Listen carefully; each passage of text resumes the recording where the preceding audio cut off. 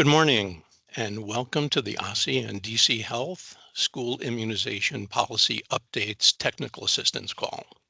My name is David Esquith and I'm the Director of Policy Planning and Strategic Initiatives in the Health and Wellness Division at OSSE. I'm joined today by colleagues from OSSE as well as key staff from our immunization partners at the DC Department of Health. Before we begin, here are a few housekeeping measures. This call is being recorded, and that recording and the slide deck will be sent to everyone who is registered for the call. We encourage you to forward the recording and slides to any of your colleagues who may work on immunizations. If you have questions, please put them in the chat. We will answer as many questions as possible during the call. If we don't get to your questions during the call, or if you have questions that occur to you after the call, please email osse.schoolhealth@dc.gov, and I'll put that link into the chat. Here's the agenda for today's call. We'll begin with OSSE providing a brief background on immunization requirements and schools' performance last year. OSSE will then provide key updates to the school immunization policy for the current school year, and we'll conclude with a summary of next steps that schools and LEA should take to implement the school immunization policy. If time allows, we will answer questions from the chat. Following OSSE's presentation, our colleagues from DC Health will provide an overview of immunization compliance, a summary of immunization data systems and entry, information about current and upcoming vaccine access and opportunities, and a summary of the immunization responsibilities of Health Suite staff for schools that participate in the School Health Services program. And now it's my pleasure to turn things over to my colleague at OSSE, Courtney Miller. Courtney? Hi, everyone. Thank you so much for joining us today. Next slide, please. My name is Courtney Miller, and I'm a policy analyst in the Division of Health and Wellness at OSSE. So first, I want to start off by saying a huge thank you to schools and LEAs for your outstanding immunization work last year. We had 29 schools achieve an immunization rate of 90% or higher for all grades, an increase of 10.8%. And we had 122 schools achieve an immunization rate of 90% or higher in the key grades, a huge increase of 33%. So we know achieving 90% or higher is doable, but it takes timely data entry and retrieval, knowledge of vaccination opportunities, effective and timely communication with families, and a whole team effort. Next slide, please. So a quick background. DC law and regulations require that schools verify immunization certification for all pre-K-12 students as part of enrollment and attendance. However, for students in key grades, so pre-K3, kindergarten, 7, and 11, if they're non-compliant in immunizations after count day on October 7th, then schools begin the process to notify and potentially exclude students until the school receives immunization certification. And next slide, please. Now we'll dig in a bit on the school immunization policy and this year's updates to the policy. So first, OSSE publishes the school immunization policy annually. It contains the steps for LEAs and schools to meet the legal requirements of immunization enforcement. The policy applies to students who are not yet 26 at the start of the school year and who are enrolled in pre-K 3 through 12 or pursuing an IEP certificate of completion. We'll drop a link to this year's policy in the chat. Next slide, please.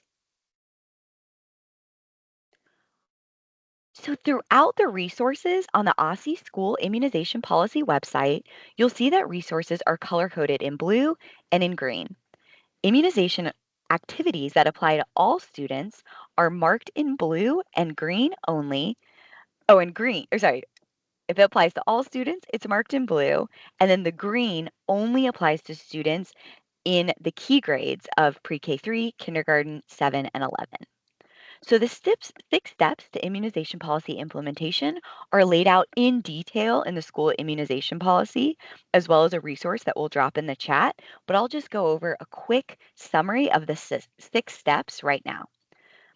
So starting with steps to conduct for all students, as you can see in the blue, first, establish a school health team and set expectations for school level responsibilities.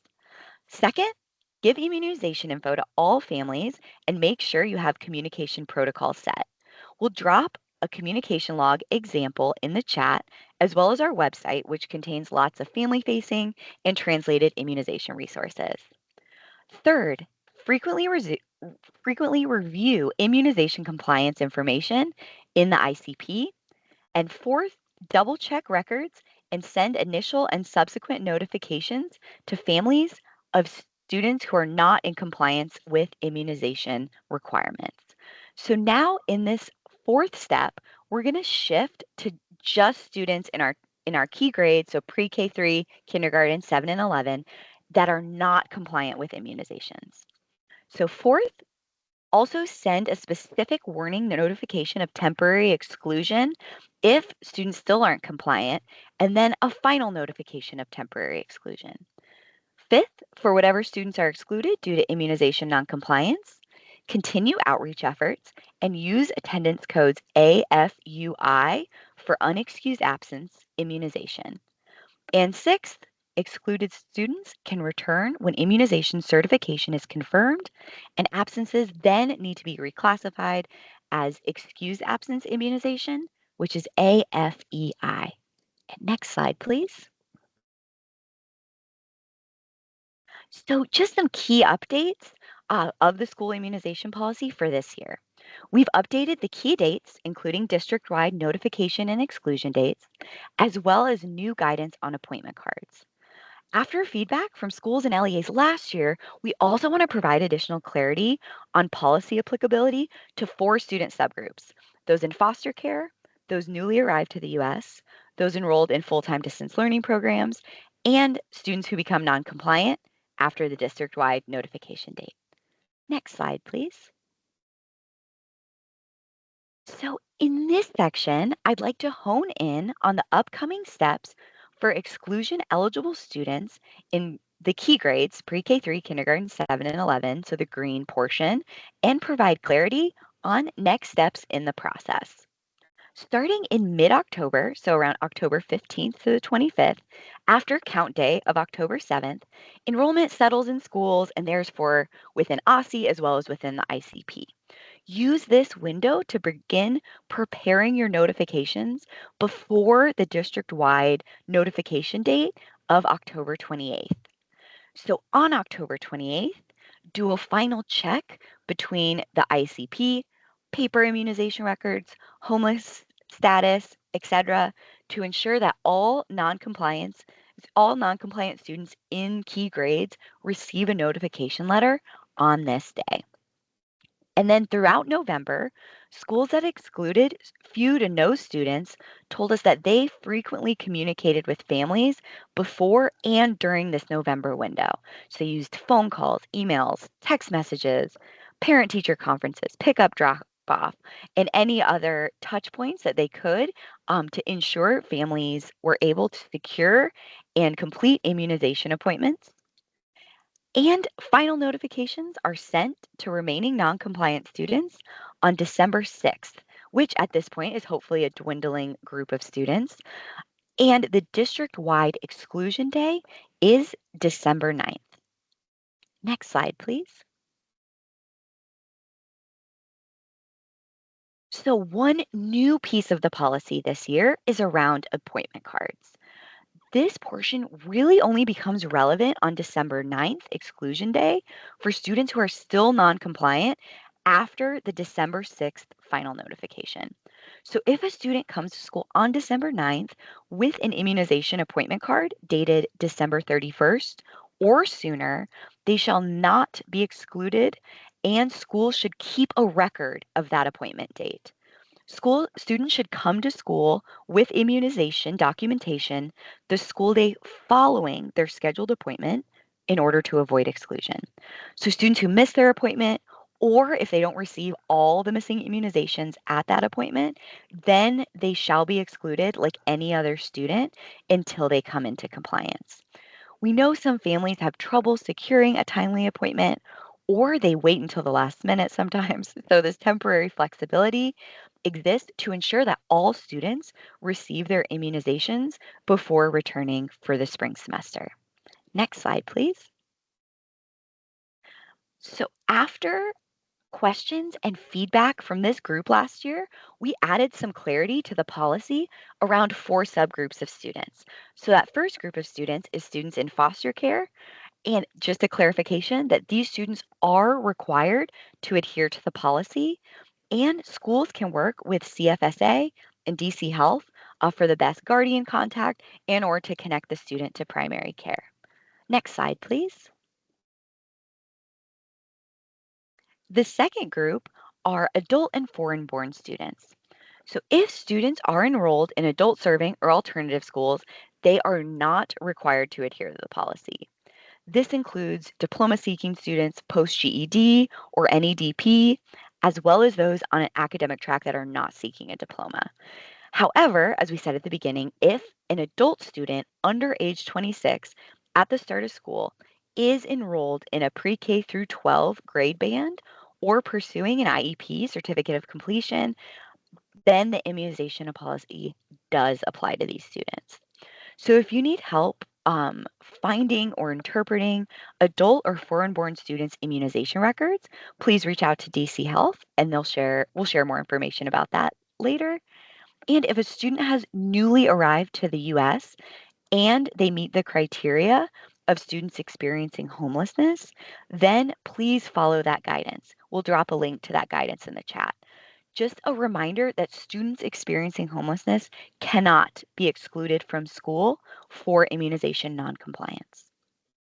Next slide, please. And the third group is students enrolled in full-time distance learning. These students are required to adhere to the immunization requirements and will be subject to the same exclusion process as all students. Next slide, please. And finally, students in the key grades who become noncompliant after the district-wide notification date of October 28th shall not be subject to exclusion for this school year.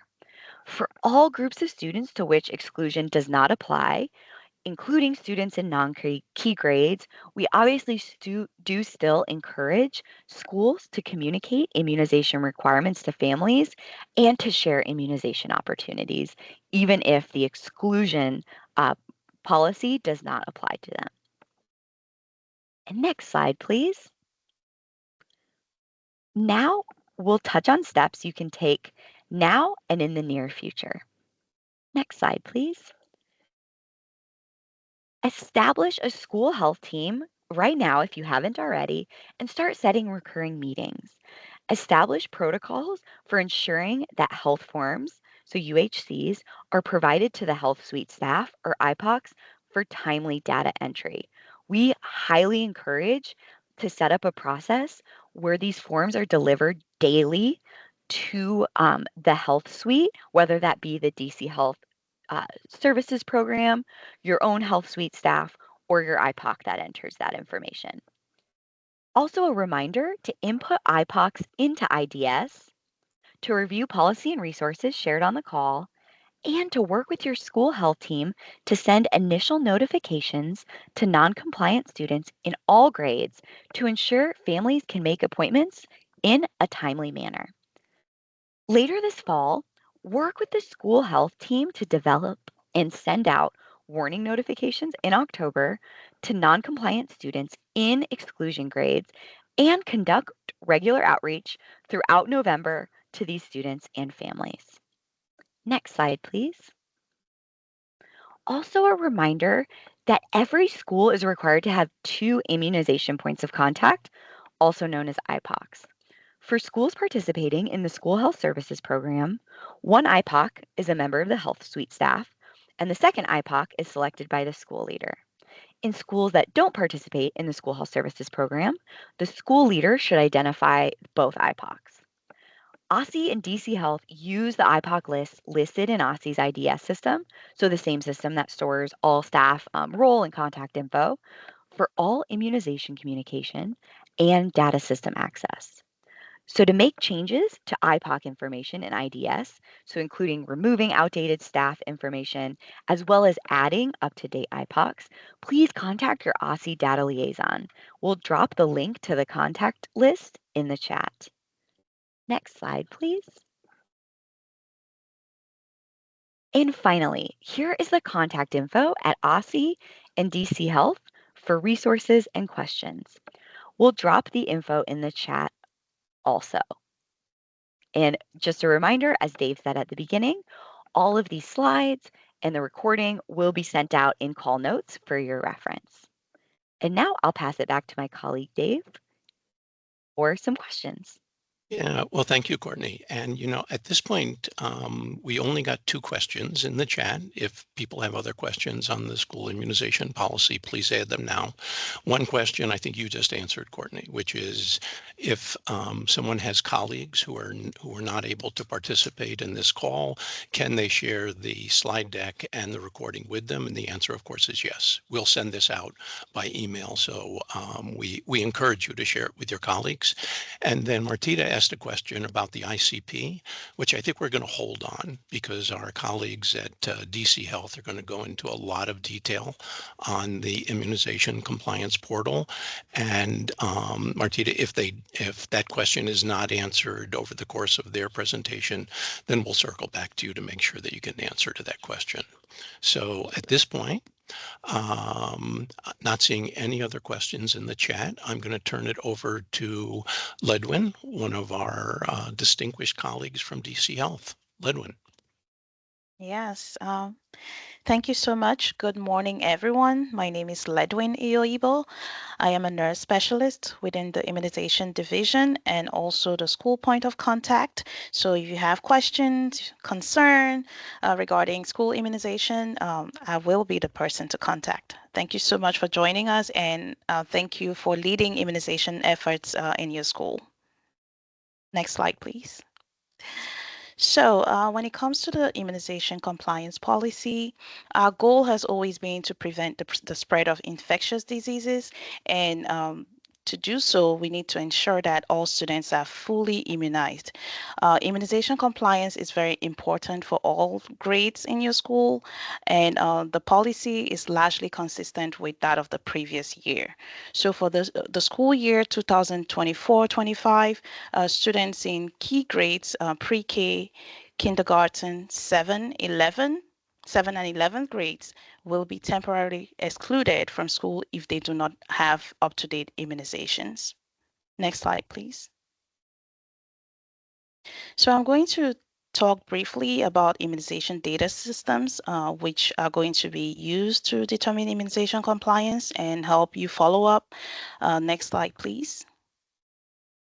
So these are the main systems, one of which is the Immunization Compliance Portal.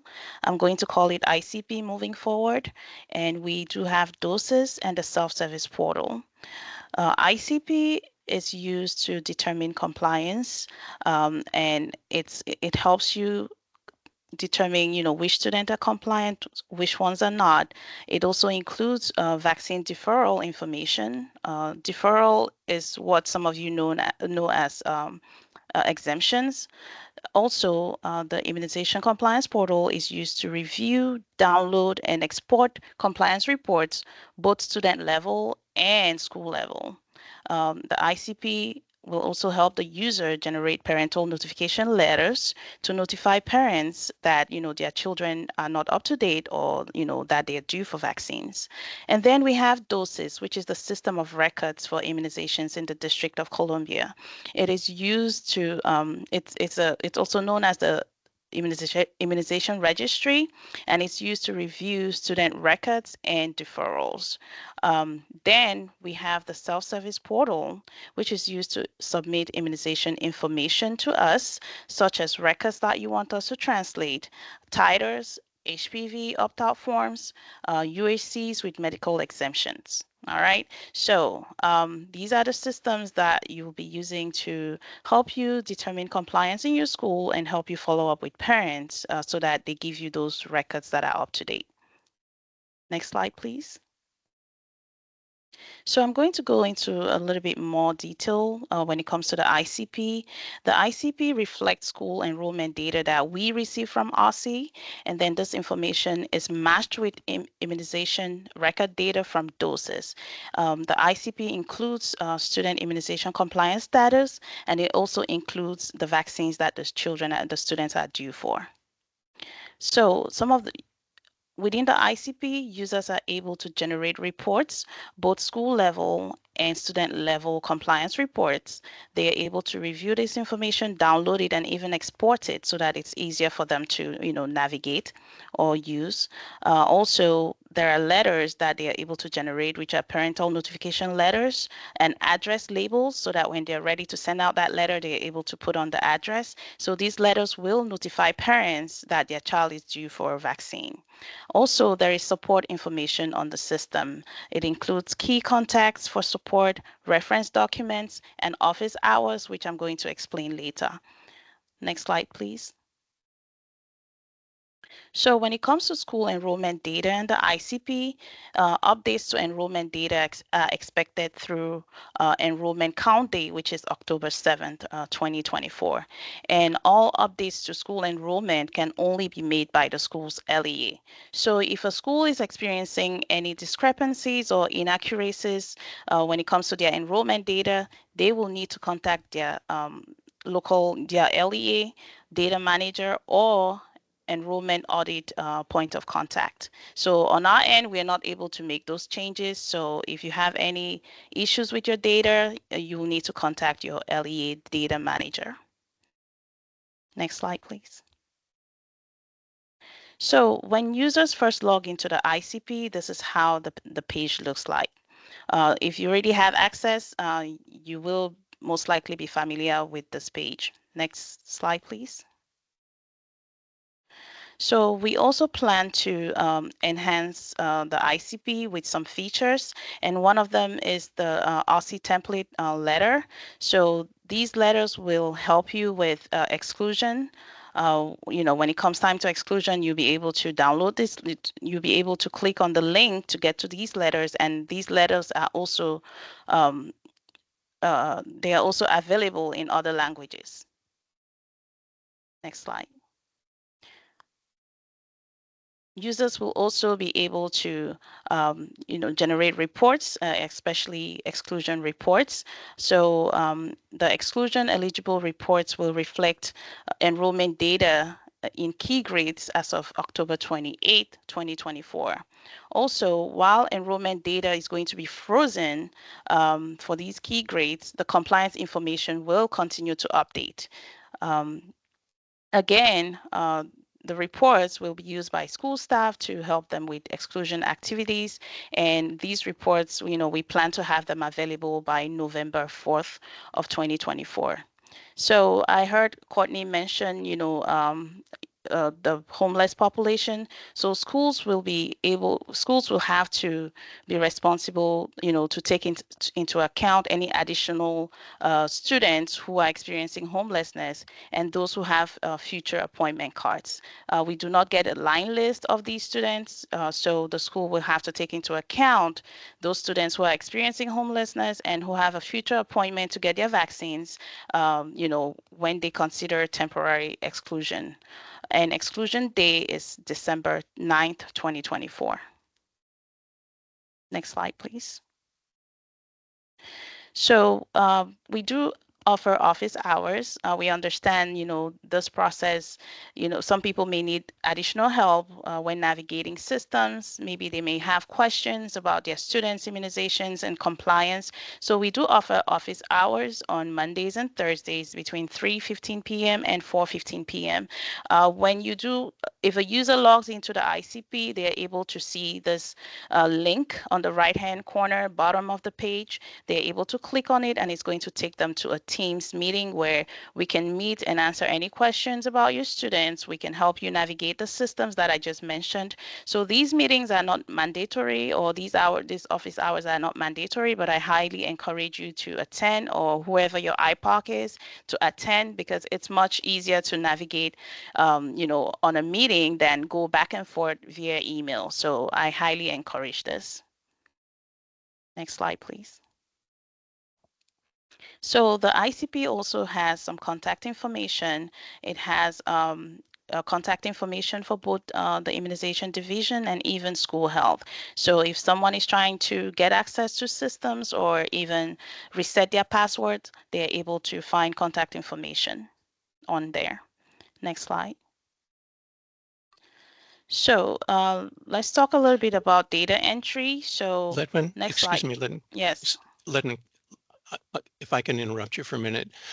There were a couple of important points back on slide 28. Kyle, if you can go back to slide 28, I think we've got some time. I really want to emphasize with kudos to DC Health for the enhancements that they've made to the ICP that I want people to kind of appreciate. And if you can go back one more, Kyle, to slide 27. Yeah, so one of the things that we heard last year was that when people are printing their letters, particularly their exclusion letters, they had to go to two different places. They had to print the what was missing kind of in immunizations from the DC Health, from the ICP, and they had to go to OSSE's website to get the exclusion letters, the template letters. So what we've done, and again, kudos to DC Health, what they've done is on the ICP website, you will see a link to those letters that takes you to the OSSE website automatically. So you don't have to go in and out of the systems. If you click on kind of the letters that DC Health has on which immunizations are missing, it's there. And then there's a link on that same page that'll take you to the OSSE templates. And Ledwin, please correct me if I'm not describing that accurately, but I think that's a real improvement. And then Kyle, if we can go to slide 28, I think the biggest improvement that you all will see this year is the exclusion eligible reports. Last year, what happened was that schools had to track those students who received their initial notifications in October throughout that period of time up to exclusion day. What DC Health has done, and again, Ledwin, please correct me if I'm not describing this accurately, is that you will see a report that is frozen kind of on the October 28th date. And then over time, as students come into compliance, they will be taken off of that report so that when it comes time on December 6th and then on December 9th on exclusion day, you'll be able to check that report to see which students are still non-compliant and need to be excluded. So this will enable you to track in real time as students come into compliance between the initial notification date of October 28th and the exclusion date of December 9th. And it will also enable you to, between that period of time, to know which students that you need to follow up with to say, hey, it's November 23rd and you're still non-compliant. Please remember that you will be excluded on December 9th. So it's an easy report to follow to track the progress of students who are becoming compliant and will no longer need to be excluded, as well as those students who continue to be non-compliant. So Ledwin, I've said a lot. Is that an accurate description of that report? Yes, thank you so much, Dave. Yeah, and if there are any questions on that, but I really, we at OSSE really do feel that this is going to be a game changer this year. It will just enable schools to easily track which students continue to be non-compliant as we get closer to exclusion date. And no students will be added to it. It is frozen on that October 28th date. And I just want to reinforce two other points that Ledwin made. Their system does not account for students who are homeless. So it is the responsibility of schools to make sure that no homeless students are being excluded, and they cannot track appointment cards. So that you may have a student who shows up on that exclusion eligible report who has submitted an appointment card, and they should not be excluded unless they don't meet that appointment by December 31st. So, Ledwin, apologies for the interruption. I just wanted to not at emphasize all. a couple of those points, and please continue with immunization data entry. Thank you. Thank you. Next slide, please.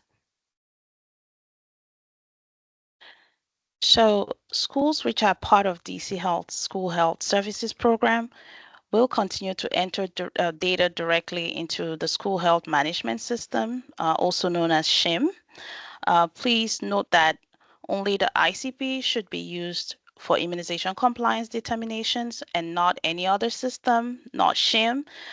If your if you're a nurse who is under the CSS program and you use SHIM, you'll also notice that there is some wording on there that says compliance. Please do not use that to determine compliance. It's just how the system was built when it was first built, but we do not use that for compliance. We only use the ICP. I've also heard nurses say or users say that a child was compliant over here and over there in the other system, they are not. So SHIM is not built to calculate that algorithm. DOSIS is. So because we take information from DOSIS and feed it into ICP, ICP is the only place where reports should be generated for compliance. Also, schools which are not part of the DC Health School Health Services Program should continue to enter new immunization data directly into DOSIS. Next slide, please. So we plan to provide data entry support. So data entry support is available for schools who do not participate in DC Health's School Health Service Program. And if a school is part of the school health program and they are experiencing any significant challenges in entering data into SHIM, we plan to provide data entry support for those key grades, pre-K, kindergarten, 7th, and 11th. Please, when sending us any records, ensure that you're sending us new vaccine information. We would not like a situation where a school gathers records from 2 years ago, from a year ago, and sends everything to us. In that case, we may just close the ticket and not complete it. So ensure that you're sending us information that you have on the child's record that we do not have on our end that is making the child non-compliant. Next, please. So the self-service portal is our platform where we receive any immunization documents and immunization records that will be sent to us for data entry support will be sent through the self-service portal. These include deferrals and records that you need us to send in for translation. Those will be submitted through the self-service portal. Also, any information that we receive, any immunization data that we receive will be processed into doses, and that data will be reflected into the ICP. Those records or the data that is sent to us could take 5 to 10 business days for us to process and for it to reflect into the data systems or ICP. Any foreign or international records that you like us to translate, you can also send those to the SSP, the self-service portal, and that could take up to a month for us to process because we need to wait for the vendor to send that back to us, and the timeline depends on how much volume they have on their end as well. This is why it could take up to a month. So in the meantime, if you send us such a record, you can leave the student alone when it comes to exclusion until we process that record. Next slide, please.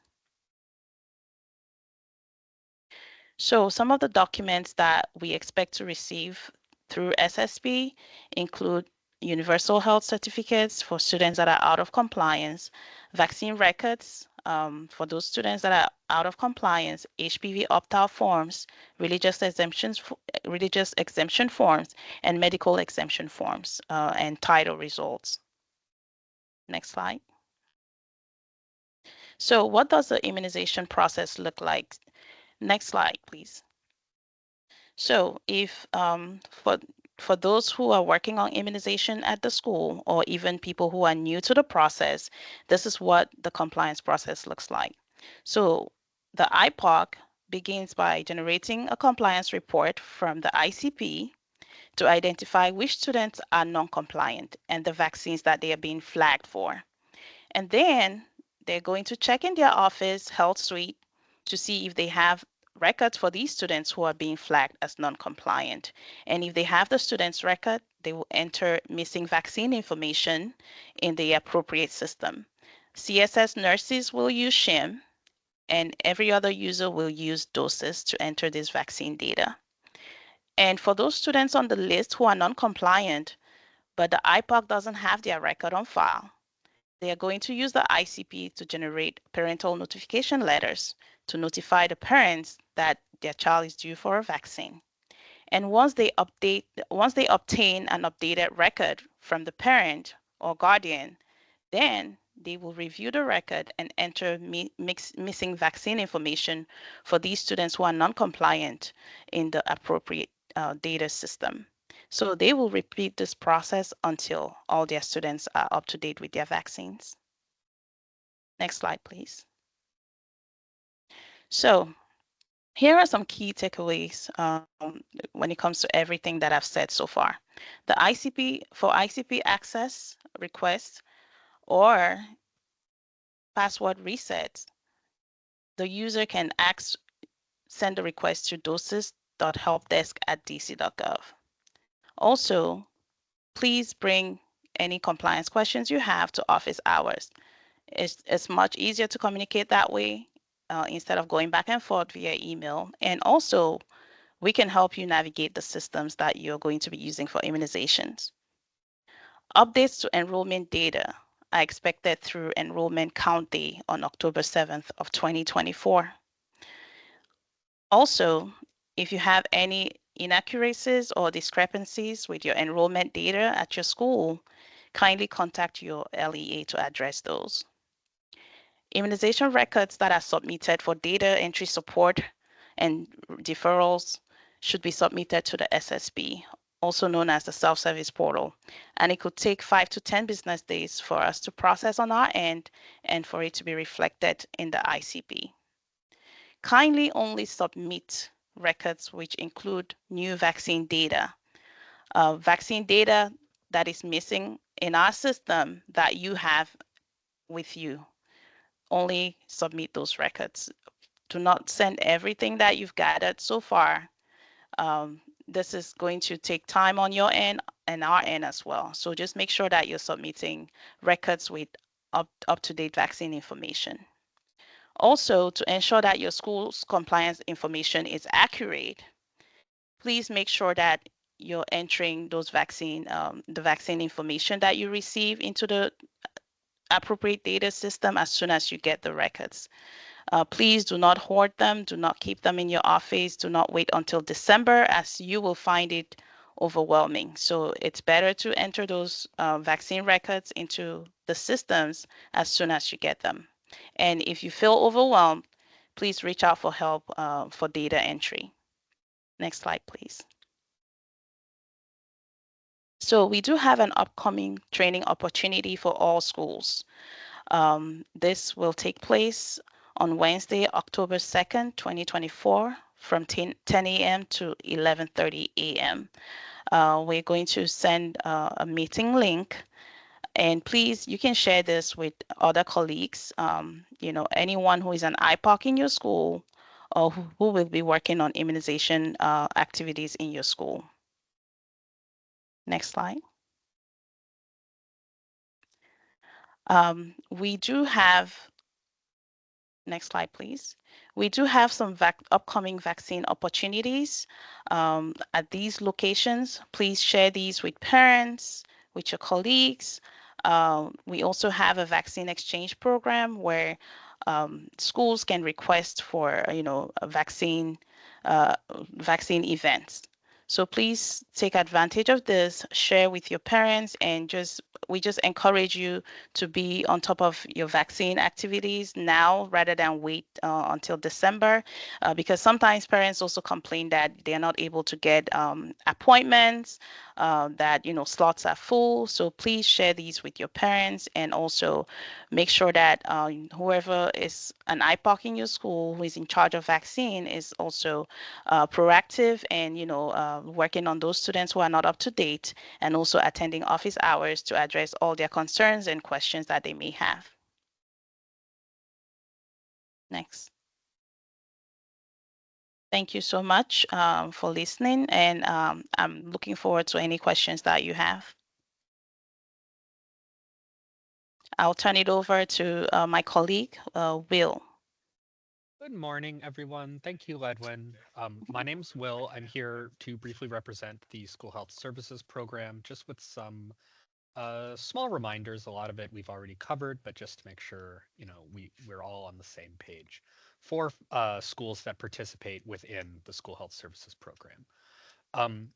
It is important that schools are receiving school health forms from their families and getting them into the health suites. On the slide here, we have a quick list of the common ones that are supported by DC Health. Most important for this meeting is the Universal Health Certificate, which does include a child's immunization record. Next slide, please.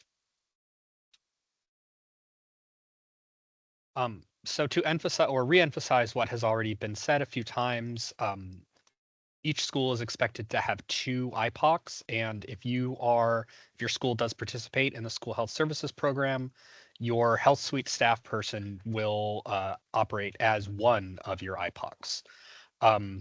They will serve the same duties as a non-health suite IPOC, with one minor exception. The health suite staff are responsible for entering all student health data into SHIM. That includes immunization records. So a big reminder from the School Health Services Program for schools that participate, please, please, please, if you are receiving school health forms, including those UHCs, those immunization records, please provide those to the health suite, preferably daily, especially in the beginning of the school year. This helps the health suite staff not get overwhelmed with their data entry requirements, and make sure that your school has the most up-to-date immunization data, and so that data can be correctly provided through the ICP and reported to you.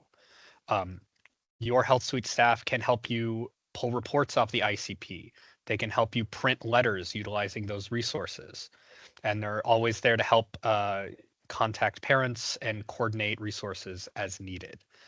Just a small note, the ICPs, and in this case, the school health services staff, are never responsible for enforcement. It is always the duty of the school to determine whether a student has reached the deadline where they are not to be allowed back into school until they have come back into compliance.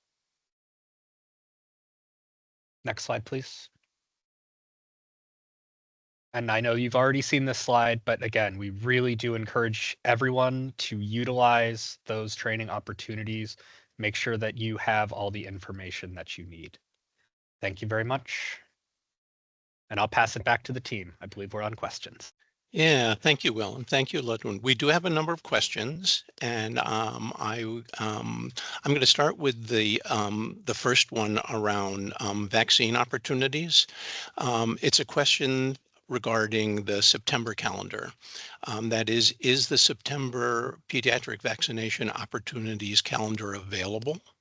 And the link on the OSSE page only refers to the August calendar. So can someone from DC Health address kind of the September calendar and calendar months moving forward? Yes, sure. Good morning.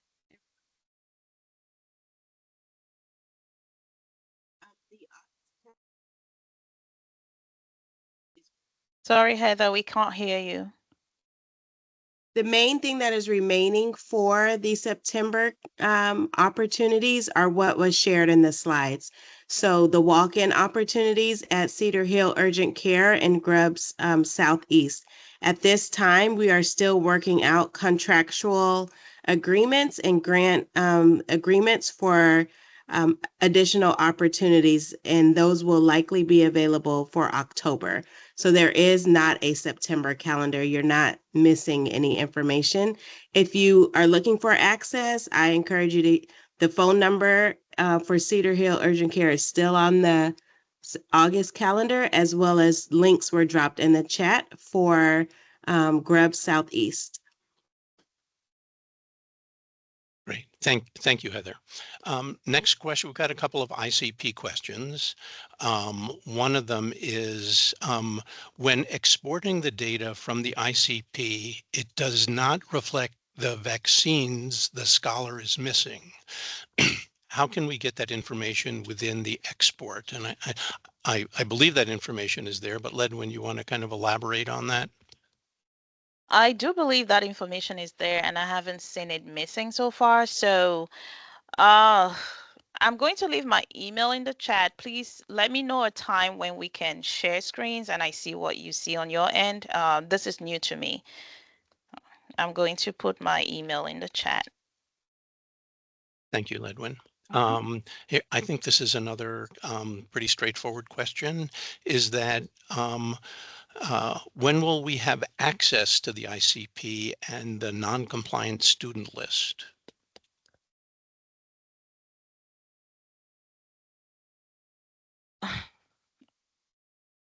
I'm not sure.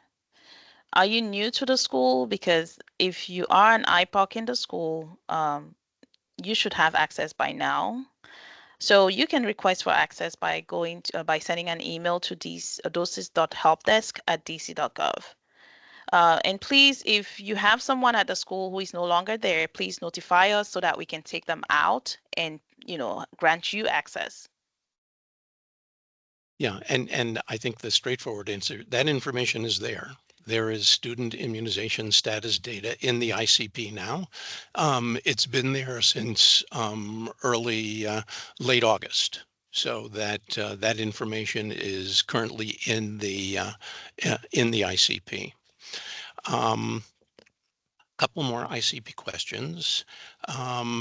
Is it, and this relates to kind of the previous question. So is the information in the ICP now current? Does it reflect the current status of each student at the LEA? Yes. Right. I believe so. It is right. Straightforward answer. Yeah, the information that's in the ICP that you looked today, that is the current status as DC Health knows it. And here's a tougher question. Is it possible to include the guardian emails so we can send notices to non-compliant families by email without doing a VLOOKUP or similar form of our student information system? Is that information in the ICP? That would be a question for Nicholas. Sure. So for that information, it's basically what we receive through the feed itself. And so if we don't receive the if it's not coming over as like the parent information as part of the feed, then it wouldn't be in our system. Great. Thank you, Nick. And I'm looking to see the report with the missing. The report with the missing vaccine says print individual letters.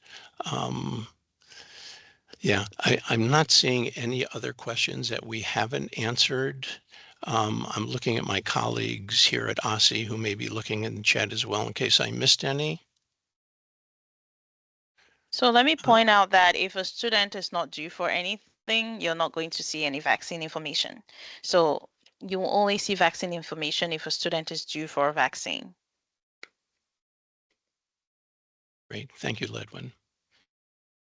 Okay, we'll give it just a minute or two in case there are any additional follow-up questions while we're waiting to see if anyone has any additional questions. I want to reinforce this October 2nd training that Ledwin mentioned. This will really be extremely operational. This is going to go into all of those reports, how to use them, when to use them, who is responsible for using them. So encourage that technical assistance call from 10 to 11:30 on Wednesday, October 2nd is really for people who on a daily basis may be working on immunization notifications and tracking and outreach. So encourage everyone to who has those responsibilities to participate on that October 2nd call. And so how can we get, so I think this is really a question, kind of a practical question, Ledwin, on how does a school get their non-compliant list? So I think this is, how do they use the ICP? What's the what are the basic steps for using the ICP to get their list of students who are non-compliant? Okay, so when they log into the ICP, they will go to the student compliance report.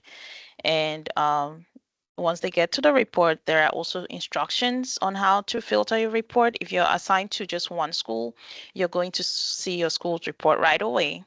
But if you're assigned to more than one school, because you're a CSS nurse, then you will have to filter out for your students. And those instructions are there. Part of office hours, it's us navigating and showing you how to do this. I'm not able to show you on this call, but we do have a session tomorrow. Wait, what's today? Tuesday. Okay, we do have a session on Thursday. You can join office hours and then I can walk you through. That's how you get your list. Thank you, Ludwin. Here's another question. If a student is showing non-compliant in the ICP portal, but you can't find the student in the DOSIS portal, what would be the next steps to get this fixed? So information is coming from DOSIS into the ICP. So this will have to be, you'll have to check things like the birthday, names, it's a case by case scenario. I would have to take a look into it to see why, but that should be unlikely because we're getting information from doses fed into the ICP. And there's another question which touched on something that I think we'll address, which is kind of, well, what happens if the health suite staff is out? There is immunization work that needed to be done on notifications or compliance. And I just want to reinforce something that was said throughout the call, that every school is supposed to have 2 IPOCs, which is why, and one of the reasons why is to make sure that there is redundancy and backup. If the health suite staff person may not be available, or if the person identified by the school administrator to be the second IPOC is not available, that 2 IPOCs are there to perform this, essentially the same functions that Will went over in detail. There is redundancy and backup for a purpose.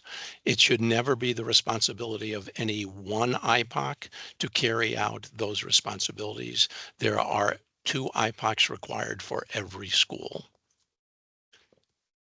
Thank you, Dave. And just to follow up on that, on the specific question, I saw Dr. Washington responded to you in the chat, the folks that were specifically asking about their nurse staff, but just to reiterate for everyone who participates in the program, if your health suite staff person is on leave or otherwise out of office and you need, for whatever reason you need them for these tasks, please reach out to the CSS nurse manager that is responsible for your school. Every school has a CSS nurse manager. But again, as Dave said, there are 2 IPOCs, so there should always be at least 2 staff persons capable of handling these immunization reporting requirements. Thank you. Thank you, Will. Appreciate that additional information. And at this point, I'm not seeing any other questions in the chat. I want to express our appreciation to our colleagues at DC Health and to my colleagues here at OSSE, Courtney and Kyle, who've been working on this presentation. I also want to congratulate all of you for the work that you did last year. The data that Courtney showed at the beginning of the slide, deck, shows significant improvement in the number of schools who achieved 90% or above of immunization compliance. And it demonstrated this is all very doable. And this year we can do even better. We are available to answer any questions that you have, and look forward to seeing all of you or many of you again on October 2nd.